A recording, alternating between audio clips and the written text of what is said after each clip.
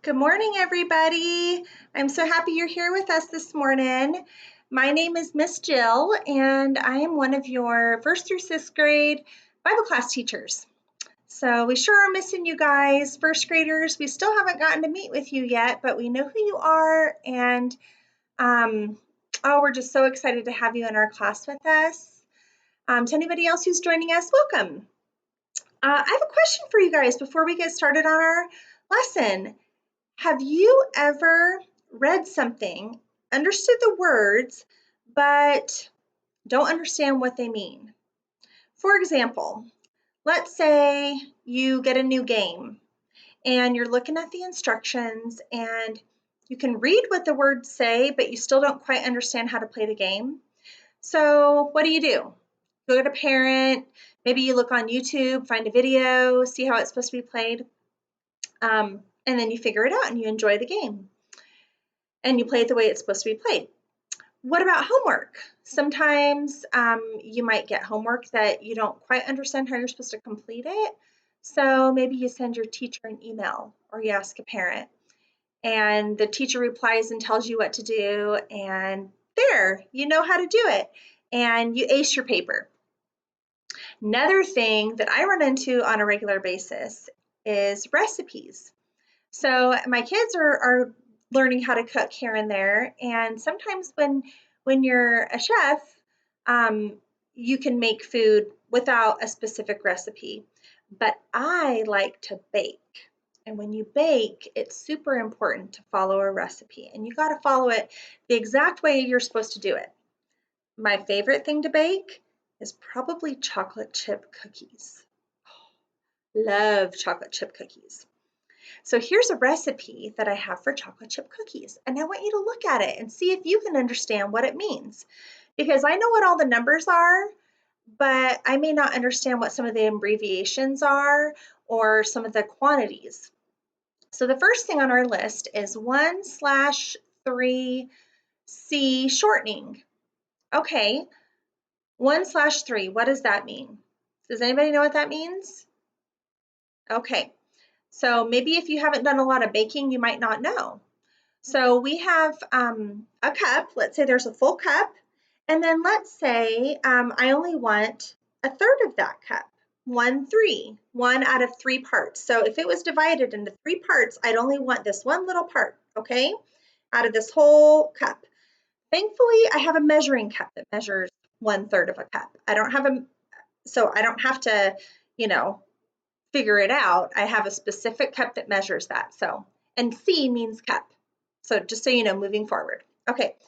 And then the next thing I need is 1/2C white sugar. Well, I know the C means cup now, and 1/2 means 1/2. So I have a 1/2 measuring cup as well.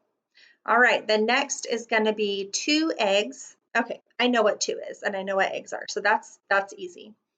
And then I'm going to skip over the flour for now, and I'm going to look at the salt. It says 1/2, I know that's half, TSP, salt. Well, TSP, what if you don't know what that is? You got to figure it out. It means teaspoon. It's a very, very little amount. I have measuring spoons. I have a 1 teaspoon measuring spoon, and I have a 1/2 teaspoon measuring spoon. So I'm going to go get my half, and that's how much salt I'm going to put in. Now, if I just took a guess and I went, it's probably all from a cup, and I did a 1/2 of a cup salt, my cookies would be disgusting and nobody would want to eat them. That is not okay. So then I'm going to add all the other ingredients. Actually, I'm going to have Presley do it, and then we're going to follow the directions on how to bake them. So part of the baking says 8 to 10 minutes at 350 degrees. Now, if we do it less than 8 minutes, we're probably going to have gooey cookies that don't taste like good cookie dough, and they don't quite taste like a cookie either. So it's really important that we bake it for the right time and at the right temperature. So we have this recipe here. We're going to follow it, and hopefully we'll get some really good cookies out of it. So we'll see. I tell you all this because our lesson today is going to be kind of about following directions, following a recipe in a way. Let me tell you what I mean. Our lesson today is going to start up in the town of Samaria. It's going to take place right after the lesson that Miss Stephanie taught you last week about Simon the sorcerer. So that happened up in Samaria as well. And the apostles, they're going to go back down to Jerusalem, but a number of people are going to stay up in Samaria and continue preaching in that area. It's a great area to be in right now. They're receptive. They're wanting to learn about God. They believe in Jesus, and they're converting. They're some of the first members of the church. Well, in Samaria, one of the teachers is a man named Philip, and we've learned in the past that Philip was there when the apostles were there, and they're up there because of the persecution that was happening down in Jerusalem. They all went up north into Samaria. Now, Samaria, if you remember, was part of a parable that Jesus told about the Good Samaritan. Remember how icky the Jews thought Samaritans were because they were like half-bloods. They were like, just not pure and dirty, and they didn't like them. They wouldn't even talk to them. They would not even go step foot in their country. But here they are, the ultimate Gentile. This is the people that are willing to accept Jesus. So it's a wonderful place to be for teachers and preachers. It's a fantastic place to be. It's a place where people are willing and eager and happy to have them there. So one of the people that was there teaching, like I said, is Philip. And I'm sure he's having a grand old time because, how great is it to be in a town that people are listening to you and people are being saved? Like, that's the whole point of why they're there. But Philip is going to be visited by an angel of God, and this angel is going to tell him to leave. The angel is going to tell Philip that he needs to leave. And so he's telling him, you need to go down to the desert road that leads from Jerusalem to Gaza.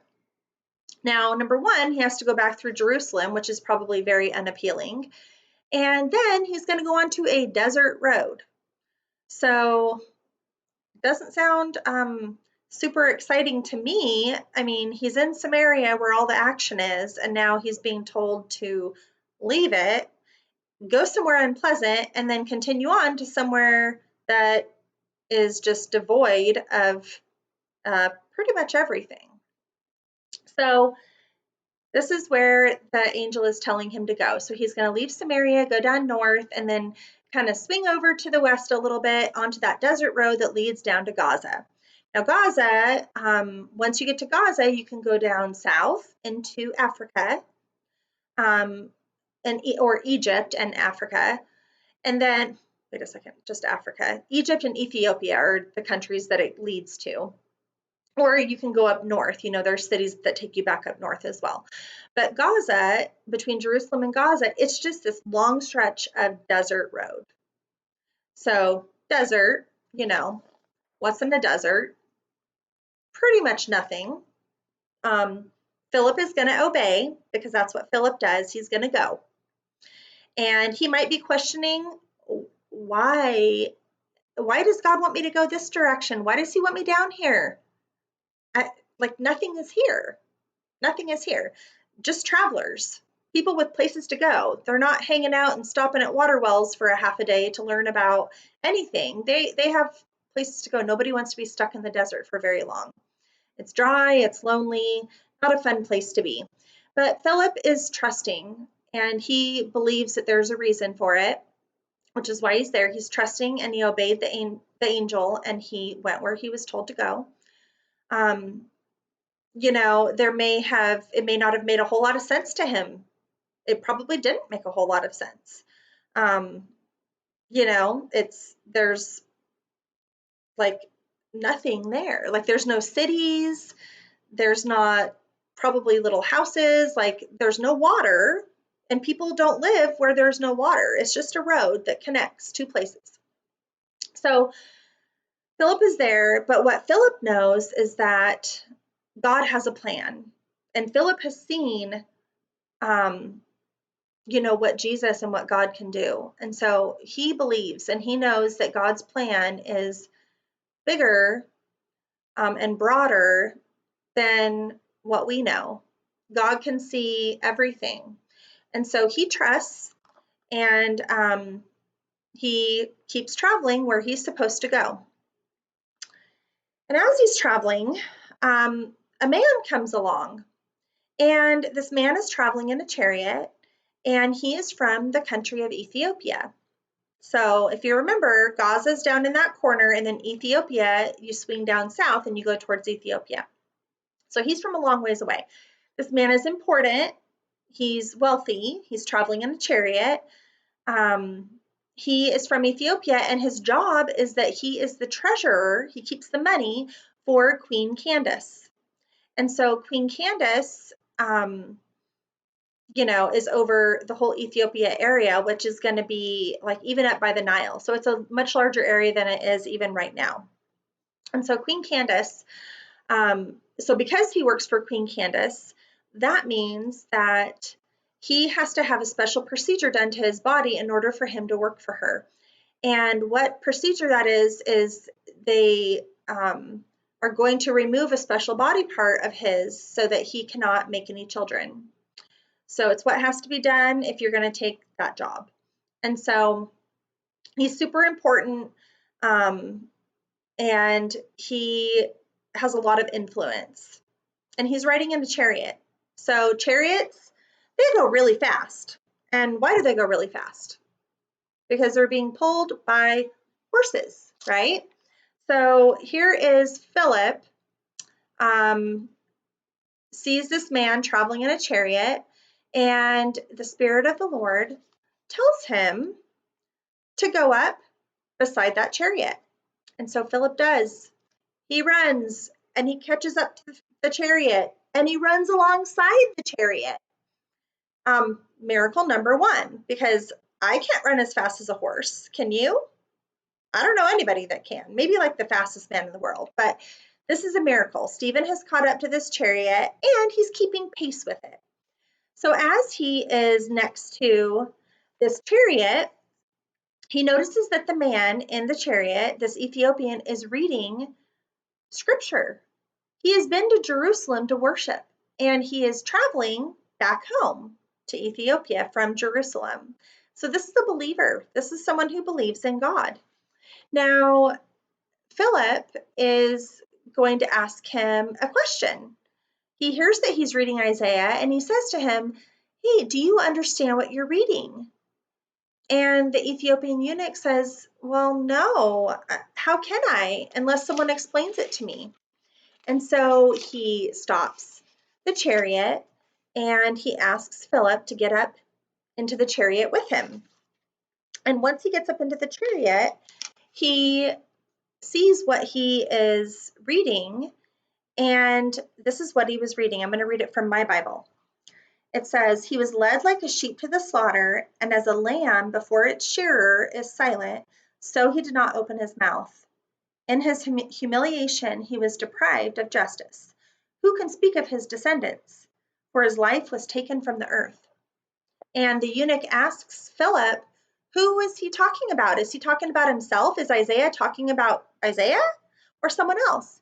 And Philip is like, yes, this is my chance, because this is the chance that Philip has to teach the eunuch about Jesus.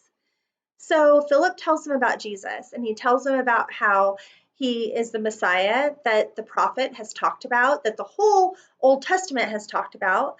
He just was living here on the earth like super recently, and many of the prophecies have been fulfilled already by Jesus. He, was put to death. He was dead for 3 days. He rose from the dead, lived among us for a while, and then he ascended, and he's up in heaven. So he got to tell the eunuch this, and then he also got to share with him what he needed to do to be saved, so how to be part of God's church.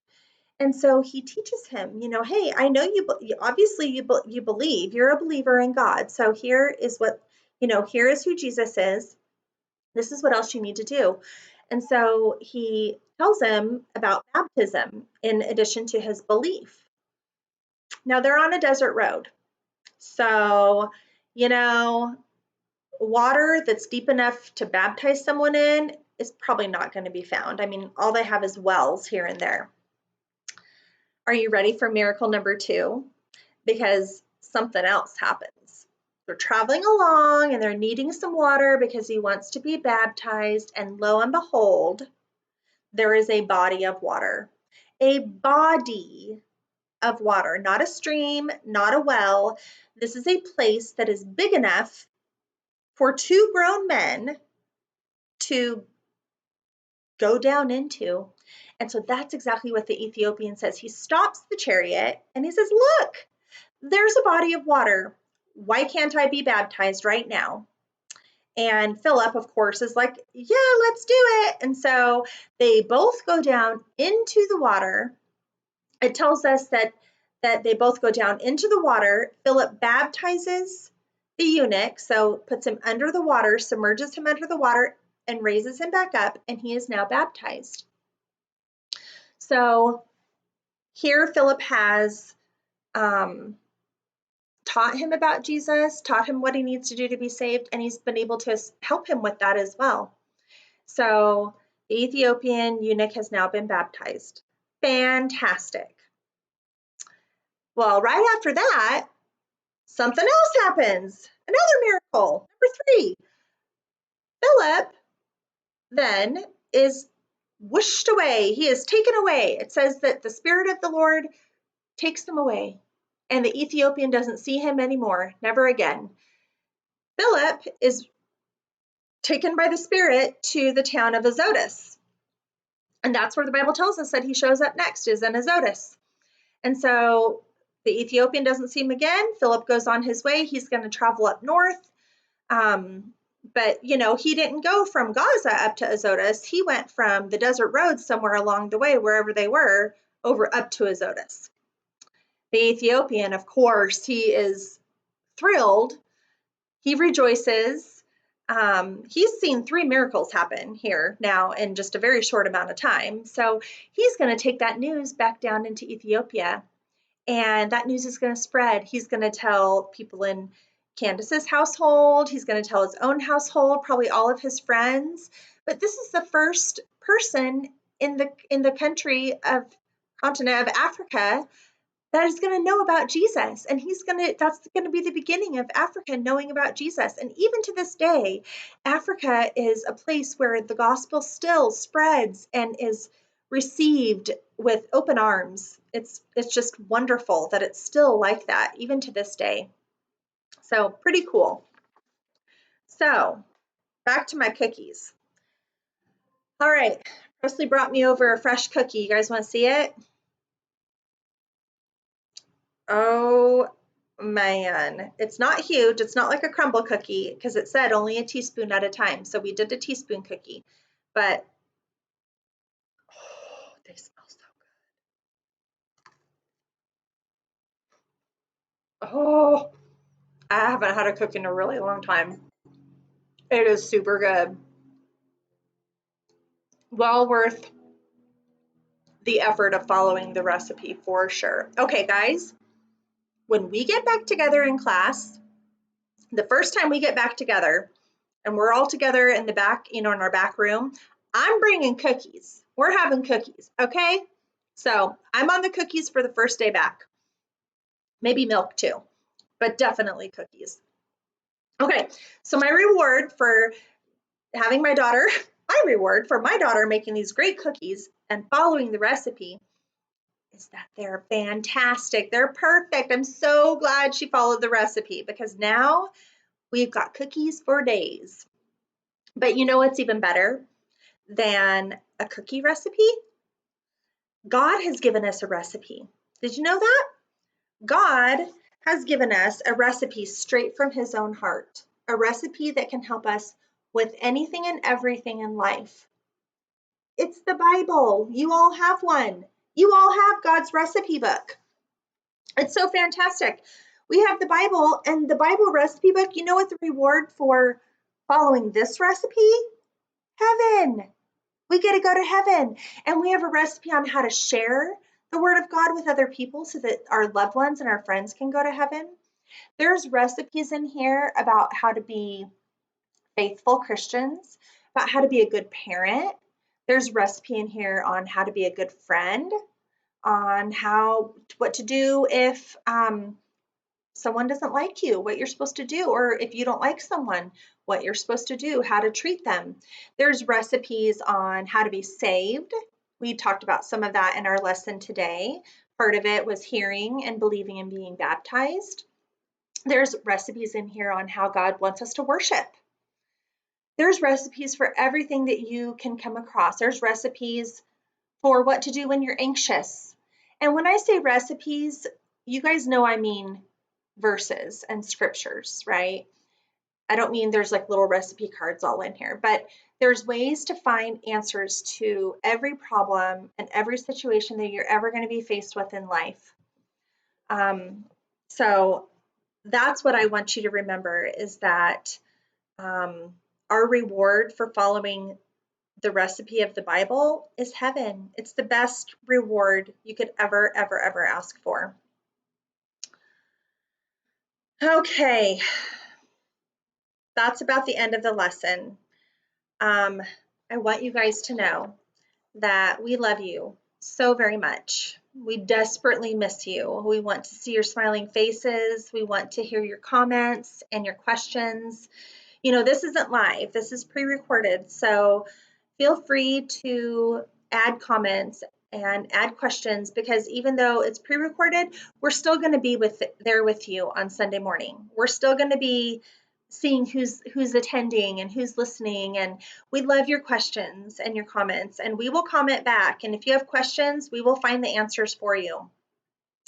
We can't wait to be together again, to be sitting in the back classroom together, singing songs and having Bible drill and all those fun things that come with being together. We hope that you're all staying safe and well, and just remember that God's plan is so much bigger than anything we can ever imagine. If things aren't going just right, if you don't get the teacher that you really want or the friends in your class that you are hoping for, just trust that there's a reason why you are where you are. Maybe you're at home, missing your friends really badly.